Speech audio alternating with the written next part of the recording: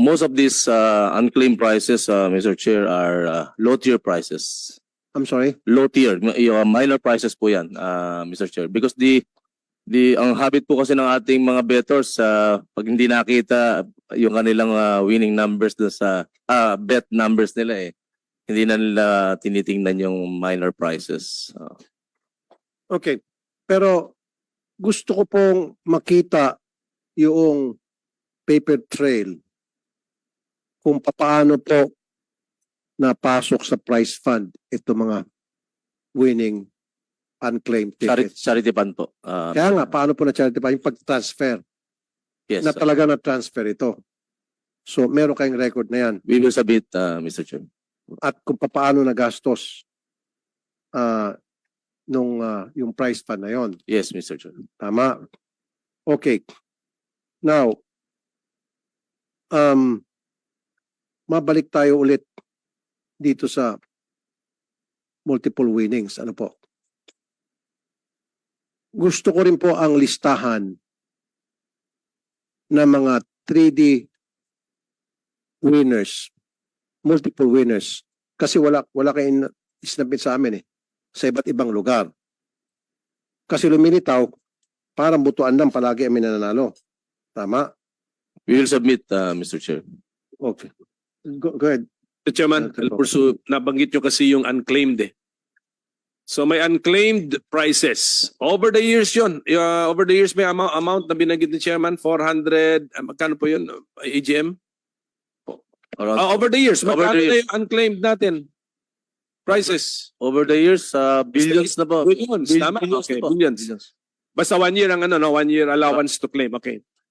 Ito bang unclaimed prices ay ginamit ninyo for the augmentation of the jackpots? Ito rin bang amount na to ginamit ninyo for the augmentation of the jackpot, especially nung yung last Christmas ninyo na 1.7 billion yata yung inaugment ninyo sa jackpot? Ginamit nyo ba yung unclaimed prices? Nagpupunta po sa charity fund kaagad yan po. Yeah. So you did not use the charity fund for that? No. What fund did you use to augment the jackpot prices? The prize fund. Where does the prize fund come from? Ang prize fund po kasi yan, Mr. Chair, meron tayo mga situation na hindi talaga, I mean, the winnings combinations are not within the prize fund generated is higher than the actual payouts or prizes payouts. So that the bets, Yes, the bets are higher. Okay, for a certain game, umabot siya sa malaking jackpot, but it's ang bets niya generated lampas doon sa jackpot kahit malaki na, lampas kasi over that's correct. over a number of draws yun di ba? That's correct. So yung excess na yon, they do not go to the charity fund, they go to a prize fund. Yes, yes, Mr. Chair. Anong uses ni prize fund? The prize fund actually, Mr. Chair, is intended niya yung mga situation like if there is a need to, for example, to come up with a new game, it's possible that can be done, or to enhance the prizes. Different po kasi yung Si charity fund, dependent lang siya talaga sa unclaimed prizes. sa repeated unclaimed Yes, prizes. doon lang. Mm.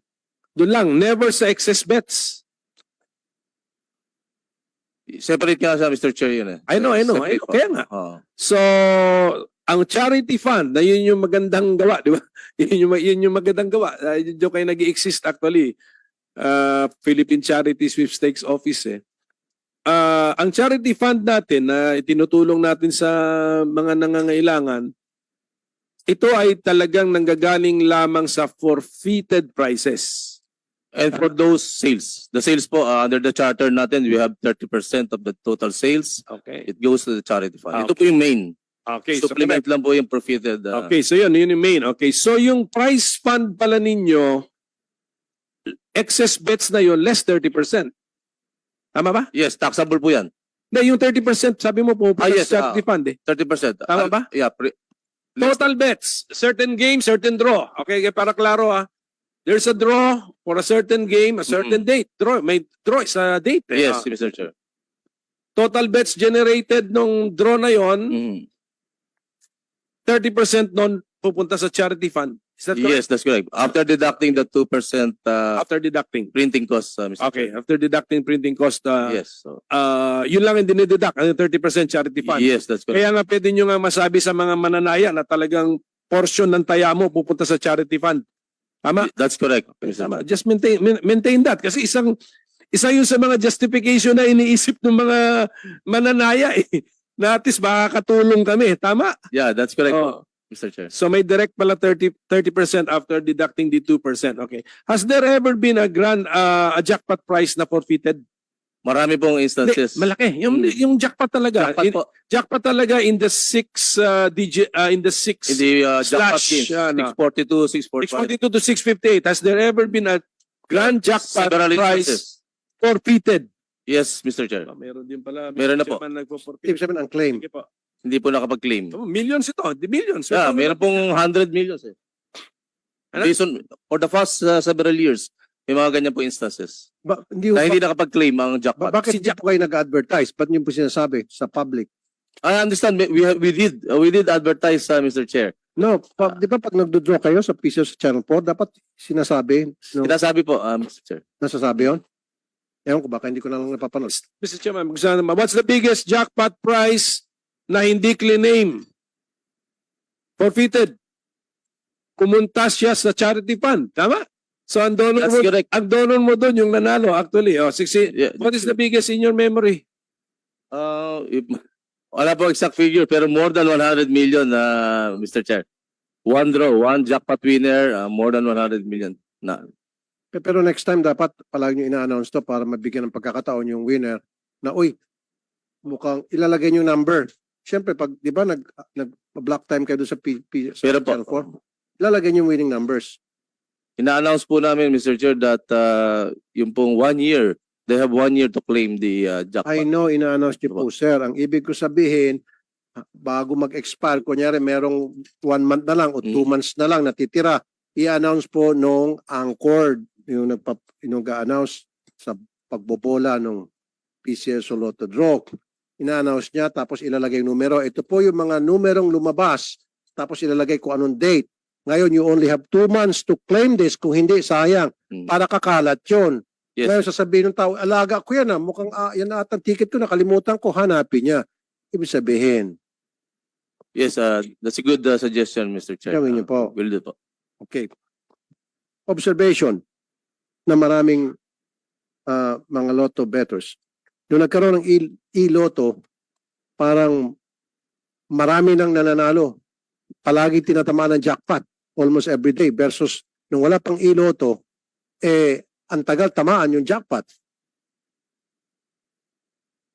Now, ang duda ng mga tao, baka yun na nga yung sinasabi ko na mamanipula yung winning numbers sa electronic lotto.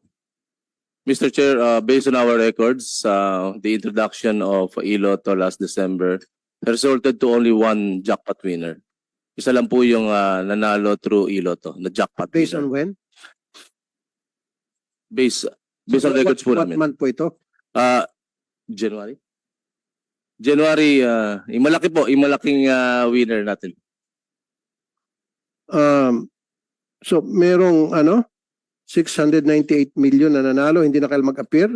Pwede nila electronically matanggap nila yung kanilang pera, yung sa matuma sa ilo. Yes, they appeared po. The spouses, mag-asawa po yan na they appeared before the PCSO. And they claimed the prize.